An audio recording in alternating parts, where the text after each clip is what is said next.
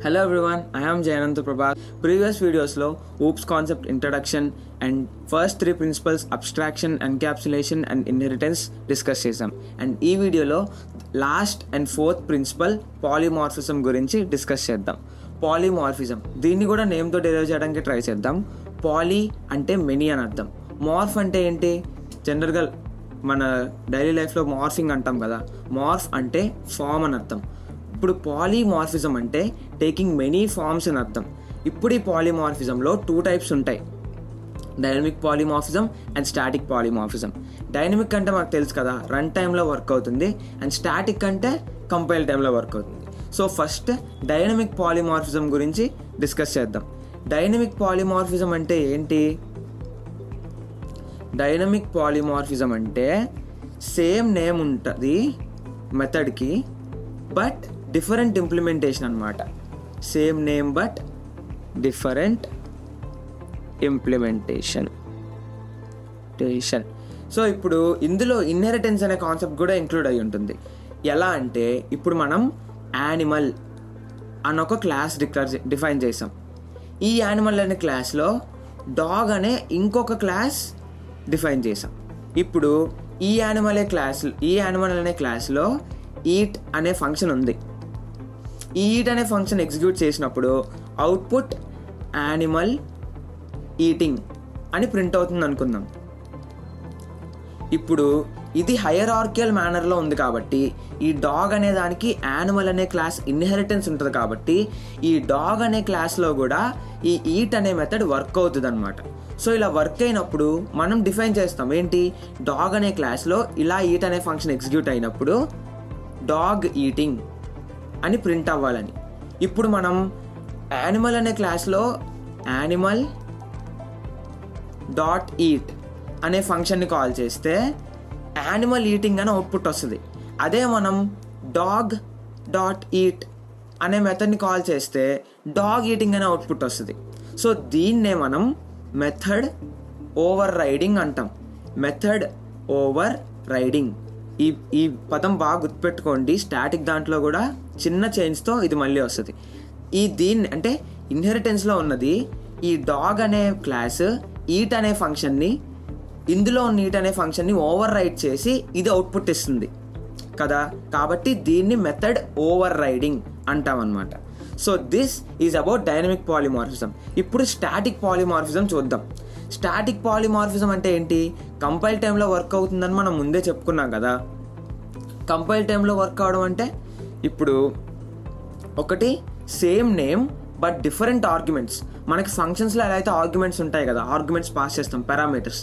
ఇక్కడ కూడా ఫంక్షన్కి మెథడ్కి సేమ్ నేమ్ ఉంటుంది కానీ ఆర్గ్యుమెంట్స్ డిఫరెంట్గా ఉంటాయి. అయితే నెంబర్ ఆఫ్ ఆర్గ్యుమెంట్స్ కానీ లేకపోతే టైప్స్ ఆఫ్ ఆర్గ్యుమెంట్స్ కానీ ఆర్డర్ ఆఫ్ ఆర్గ్యుమెంట్స్ కానీ ఇలా దేనిలో ఉన్న డిఫరెన్స్ ఉండొచ్చు. And this is called method overloading అనమాట. ఇందాకేంటి method overriding, subclass super క్లాస్ని ఓవర్ రైడ్ చేస్తే మెథడ్ ఓవర్ రైడింగ్ అంటాం. ఇక్కడ ఒక మెథడ్ ఇంకొక మెథడ్ని ఓవర్ రైడ్ చేస్తుంది. మనం దేన్ని కాల్ చేస్తాం అనే దాని మీద బేస్ చేసుకొని దీన్ని మెథడ్ ఓవర్ లోడింగ్ అంటాం అనమాట.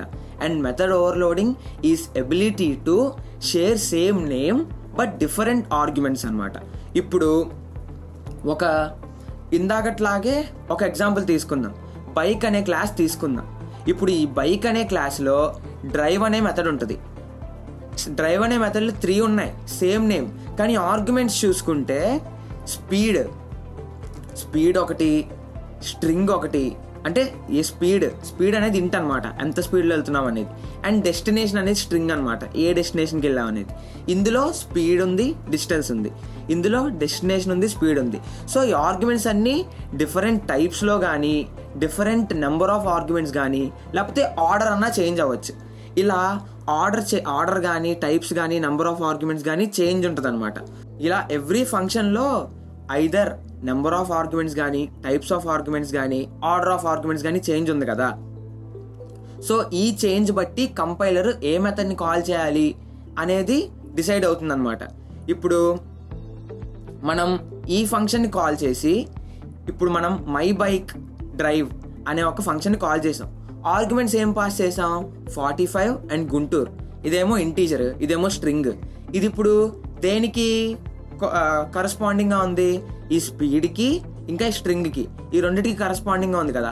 సో ఈ ఫస్ట్ మెథడ్ అనేది మనకి ఎగ్జిక్యూట్ అవుతుంది అనమాట. మనం కాల్ చేసిన, మనం పాస్ చేసిన ఆర్గ్యుమెంట్స్ని బట్టి ఏం ఎగ్జిక్యూట్ అవ్వాలనేది కంపైలర్ డిసైడ్ చేస్తుంది అనమాట.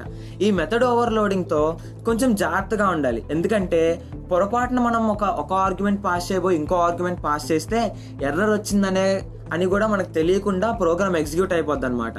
సో అందుకనే ఈ పాలిమార్ఫిజంతో కొంచెం జాగ్రత్తగా ఉండాలి. And this is about polymorphism. ఒకసారి క్విక్ రీక్యాప్ వేస్తే, పాలిమార్ఫిజం అంటే టేకింగ్ మెనీ ఫార్మ్స్ అని అర్థం. ఇందులో 2 టైప్స్ ఉంటాయి, డైనమిక్ అండ్ స్టాటిక్. డైనమిక్ అంటే ఏంటి? Same name but different implementation. ఇది హైయరార్కియల్ మేనర్లో వర్క్ అవుతుంది. సబ్ క్లాస్లో కాల్ చేసిన ఫంక్షన్ సూపర్ క్లాస్లో ఉన్న ఫంక్షన్ని ఓవర్ రైడ్ చేస్తుంది, కాబట్టి దీన్ని మెథడ్ ఓవర్ రైడింగ్ అంటారు. And coming to static polymorphism, ఇందులో మెథడ్స్ అనేవి సేమ్ నేమ్తో ఉంటాయి but different type of arguments. వాటి నెంబర్లో చిన్న డిఫరెన్స్ ఉండొచ్చు, ఆర్డర్లో ఉన్న డిఫరెన్స్ ఉండొచ్చు, టైప్లో ఉన్న డిఫరెన్స్ ఉండొచ్చు. ఈ డిఫరెన్స్ని బట్టి మనం ఏ ఆర్గ్యుమెంట్స్ని పాస్ చేస్తామో దాన్ని బట్టి కంపైలర్ ఏ మెథడ్ని ఎగ్జిక్యూట్ చేయాలో డిసైడ్ అవుతుంది అనమాట. And this ability of sharing same name but having different type of arguments or different number of arguments or different order of arguments, it is called method overloading. ఈ method overloading తో మనం కొంచెం జాగ్రత్తగా ఉండాలి. ఇవి పాలిమార్ఫిజంలో గుర్తుపెట్టుకోవాల్సిన విషయాలు. అండ్ ఇందులో ఏమన్నా మోడిఫికేషన్స్ కానీ చేంజెస్ కానీ ఉంటే feel free to mention in comment section. And next ఇంకా వీడియోస్లో కొత్త టాపిక్స్ చూద్దాం. Until then bye.